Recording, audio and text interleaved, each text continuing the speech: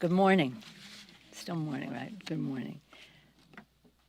Yesterday, the world saw the truth of January 6th. They saw what we knew, that our Capitol Police and the Metropolitan Police of Washington, D.C. were our heroes. They risked their lives to save the Capitol, our democracy, and to honor the Constitution which called for us on January 6th to count the vote, receive the Electoral College votes, to count them, and to certify the President of the United States. There was an assault on that particular day. It wasn't just any day of the week, to make sure that we did not honor the Constitution and that we would disrupt the peaceful transfer of power. Those law enforcement officers were heroes. They risked their lives to honor the oath they take to uphold the Constitution. Their testimony was powerful. We thank these patriotisms for their heroism and the valor of that dark day. And we thank them for their courage to present their harrowing testimony of what happened that day. We have a duty to the Constitution and to the country to find the truth, to follow the facts where they take us, and to honor the trust that the American people have placed in us. We must ensure that the American people have confidence in the truth that emerges. We thank our heroes, more than just the four who testified, but the story they told. I have quoted President Lincoln many occasions, and I did most recently yesterday morning to the House Democratic Caucus. And this is what he said during the Civil War. We cannot escape history. We of this Congress and this administration will be remembered in spite of ourselves. No personal significance or insignificance can spare one or another of us. He then went on to say, Lincoln did, we bear the responsibility to find the truth and to ensure, again, this is my words now, this attempt to overthrow the government never happens again. This is called patriotism. It is about the Constitution. It is about the life and future of our American democracy. There is no room for politics or partisanship. I salute Chairman Thompson and the entire committee for the solemnity and patriotism they brought to the proceedings. I'm very proud of all of them, but all of us are most proud of the law enforcement officers who testified. As the Select Committee pursues the truth, the House continues to work for the people. Right now, we have the appropriations bills on the floor that meet the needs of America's working families. I'm always taking pride in the Appropriations Committee, being an appropriator for many years myself. It's a place where we always strive for bipartisanship. We always try to find common ground. The President said that help is on the way. Well, we can say with these bills that help is here, with the investments in jobs, opportunity, and again, working families. That is what unites us as Democrats, our commitment to America's working families, despite whatever differences we may have. And in this legislation, we're benefiting Americans' working families with investments in health, education, and financial security as we advance justice. Rebuilding the infrastructure as we take America into a clean energy future to fight the climate crisis. We're helping workers by creating jobs, thousands of good-paying jobs that this legislation will engender. We're fighting future pandemics and advancing America's preeminence in science. Science, science, science, and science. Honoring our duty to veterans and keeping America safe. At last, the Senate has, again, I go to another subject, on the subject of the supplemental that we sent over 2 months ago to the Senate. I'm very pleased that we're hearing that they may be taking up that legislation finally today. It's not what we sent. It's certainly not what we need, but it is a good step forward. We are eager to see what does transpire. We understand it will happen today. There are certain things that we had wanted to have a bonus for our workers. Here they're not in. Well, when we see what they actually pass, we can talk about what we need to do along the way. But we do, it's long overdue, months overdue, hundreds of billions of dollars underfunded, but nonetheless, I think the actions yesterday by our law enforcement officers and their appeal to get something done as soon as possible has perhaps even jarred the Senate to move in a bipartisan way to pass this legislation. So we look forward to seeing what they do and hopefully taking up that legislation this week. It doesn't mean that we're finished, but it does mean that we can't wait another day until we strengthen our Capitol Police force, strengthen the Capitol, the actual physical Capitol, so as soon as we can come to a time when families and children can come and learn about the Congress. Legislators can do their job. You all can do yours, covering it all, and we can return to some normalcy. And that, I guess, is about it for now. Any questions? Speaker, No. just to clarify something from earlier, is Kevin McCarthy a moron, and if so, why? I said earlier in my comments, science, science, science, and science. On almost every subject that you can name, science is the answer, whether it's the climate crisis, whether it's a health crisis, whether it's our preeminence in the world in technology, science, science, science, science. To say that wearing a mask is not based on science, I think is not wise, and that was my comment. And that's all I'm going to say about that. Yes, sir. Yes, sir. On the January 6th committee, Yes, sir.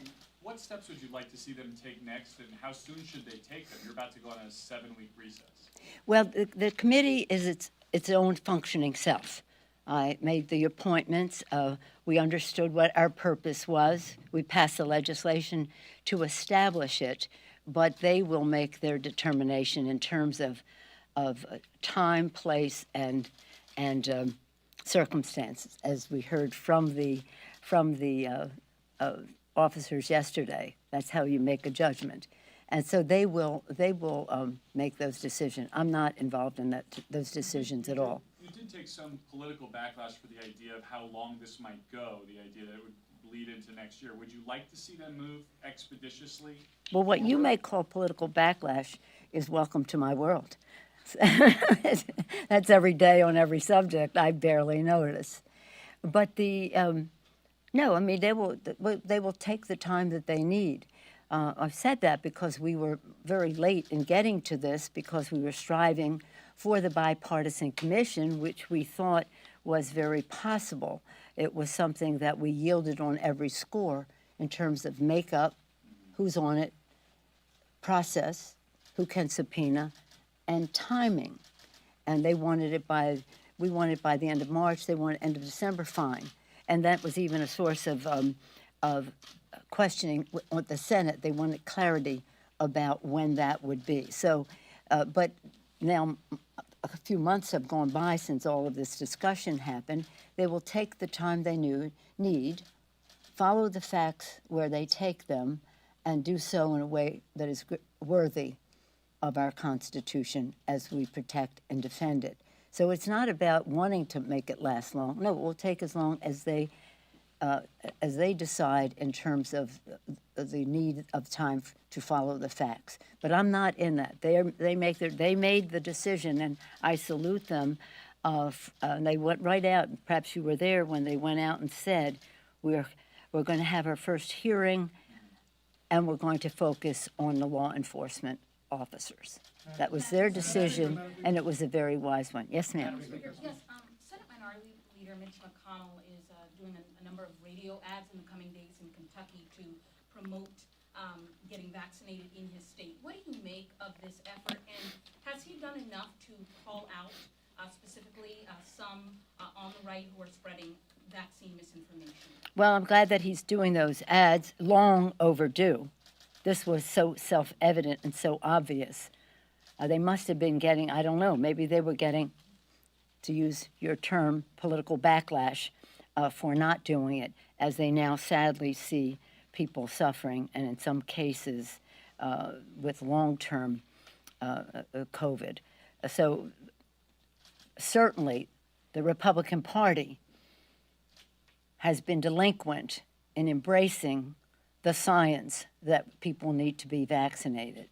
And that's why when we talk about the masking policy in the House following the guidance, we always just follow the guidance of the Capitol physician. There is no discussion about should we do it, should we not, for one reason or another. It's the decision of the Capitol physician who is following the guidance of the CDC about the mask. Well, the people have known for a long time that we need to do the vaccinations. I know a lot about viruses because I, for 30 years, have been working on the HIV and AIDS. My very first words on the floor of the House were about HIV and AIDS.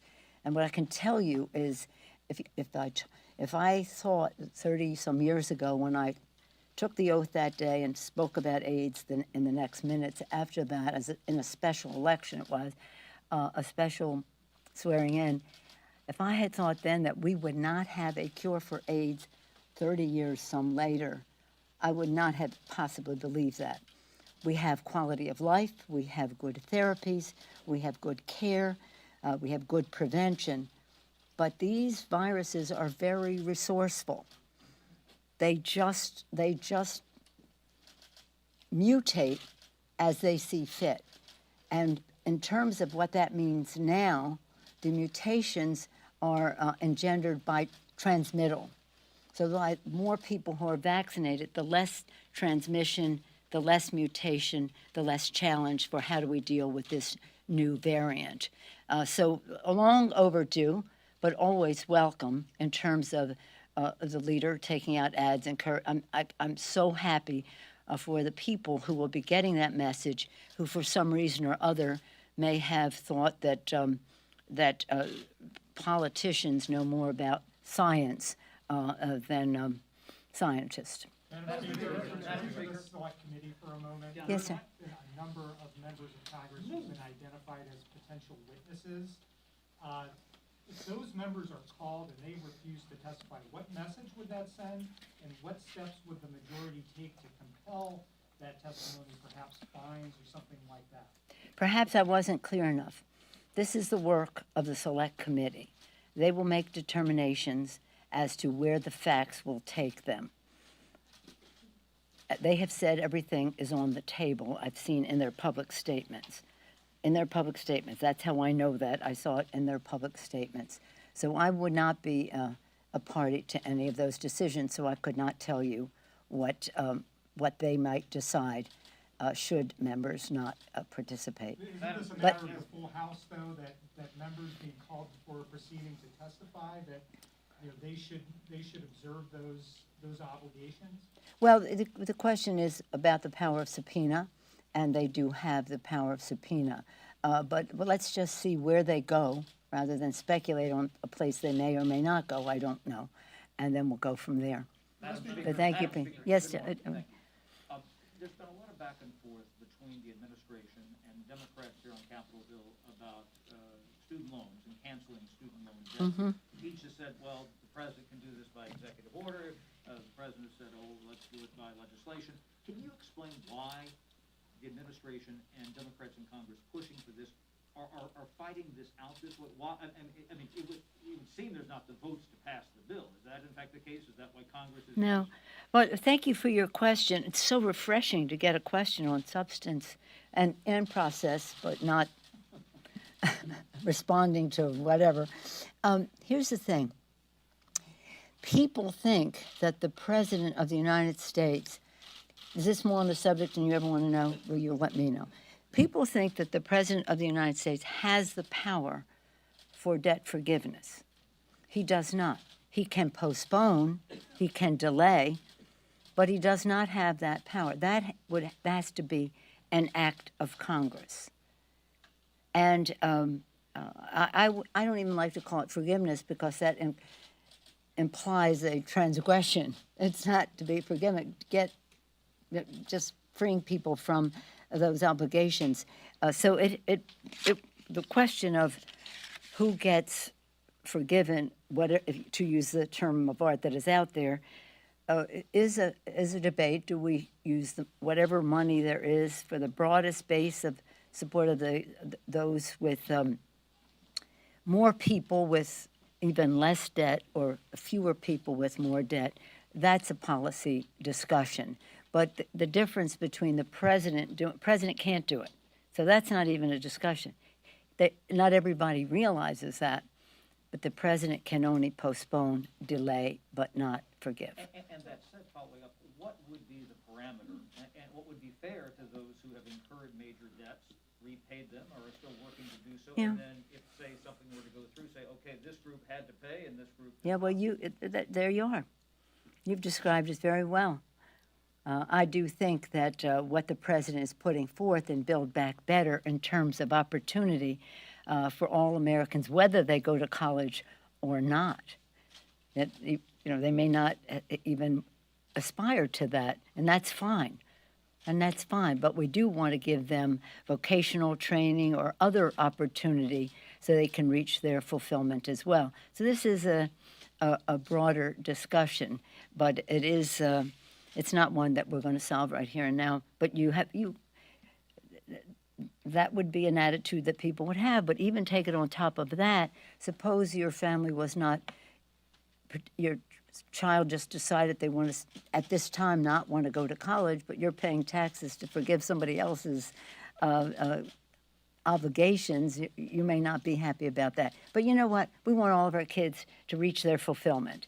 To the extent that they want to go to college, we do not want them to be prohibited from doing that for financial reasons. I've had high school students come in here and say with their grades, they're able to be accepted in the Ivy League here and there, but their family's economic situation does not enable that to happen because they have to stay close to home to work, to be part of the family situation. So what we'd like to do is have an economy that is fair, that gives opportunity, and does not hold anybody back because of financial reasons. And again, how some people may view the relieving people of this obligation has to be viewed in a fair way, where we have something that gives opportunity. That's the big word, opportunity, to all of America's families. Yes. On infrastructure, Yes. There's talk in the Senate that there's a bipartisan deal which Yeah. you reach with the White House. Would you commit to approving a bill unchanged, a Senate bill unchanged, assuming it passes the Senate, would it be unchanged in the House? No. You change it. No, I mean, the point is we have to see it. Have you seen it? I have not. No, we haven't seen it, so you're asking me to commit to something that none of us has seen. We are rooting for it. We're hoping for the best. That was good news just as we came in, that it broke, that they thought they were even closer.